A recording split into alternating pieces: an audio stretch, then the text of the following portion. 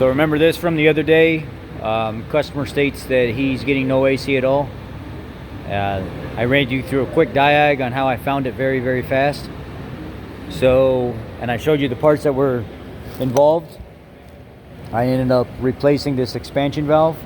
And just so you know, when you order the kit, here's the kit number, HL3Z19849D. You get the inside O-rings. The inside O-rings here, they go on the lines that this slides into. And then on the outside, you got to order these lines separate. I showed you in the last video what the part number is for those. The kit also comes with 2 new through bolts. Those bolts are 4mm Allens. And you'll have to kind of reach your arms in there weird to get to this. There's quite a bit of room actually.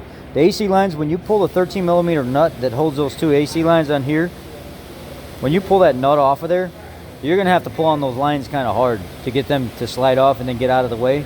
And then once you get that off, you have access to the 2 4mm bolts, and pull this off of there. And then behind it, there's 2 O-rings. Go ahead and grab like a hook or something like this. It's got like a little pick end to it, and pick those 2 O-rings off and put 2 new O-rings on. Slide your new expansion valve on. And you might want to take just a little bit of this oil that's inside here, just a little bit of that oil, and run it around those rubber rings before you slide them on. Slide this over those 2 nipples where those rings are, and then go ahead and change your O-rings out on your AC lines to go to the outside, and then slide everything back together. Those 2 AC lines are going to fight you just a little bit, but push kind of hard, get them lined up, push them in there, and then as you're pushing them, go ahead and start your nut on the outside, and then your nut will actually go ahead and pull everything back together. So that's how the expansion valve is changed. Then obviously you'll have to evacuate it. This is a 5-liter F150.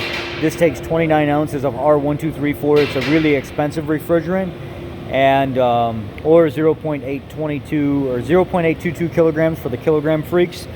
And that's it. The vehicle's back up and running. Everything's working fine. The vents are ice cold now. Everything's switching perfectly fine. Now I'll be able to go ahead and button this up, get it put back together, and have the customer come and get his vehicle. You know, it's as simple as that. Quick inspection, see what's leaking, evacuate everything. There was really nothing in the system because it all leaked out. Change your parts, re-evacuate everything, charge your system 0.822 kilograms for the kilogram guys, or 29 ounces of R1234 for the guys that are still in ounces. Or I think it actually comes out to like 1.81 pounds if you're one of the guys that go by pounds. But anyway, that's it. That's the fix. Everything's all back together. And refer to the last video if you want me to run you through the diagnostics. In that last video, I also talk about how to manually move the blend door back and forth and show you how to actually pull the blend door motor off on the F150s. Thank you guys. Be blessed. Have a great day. Hope you have a great weekend coming up. And for my Hispanic speaking people, que tengas un buen día.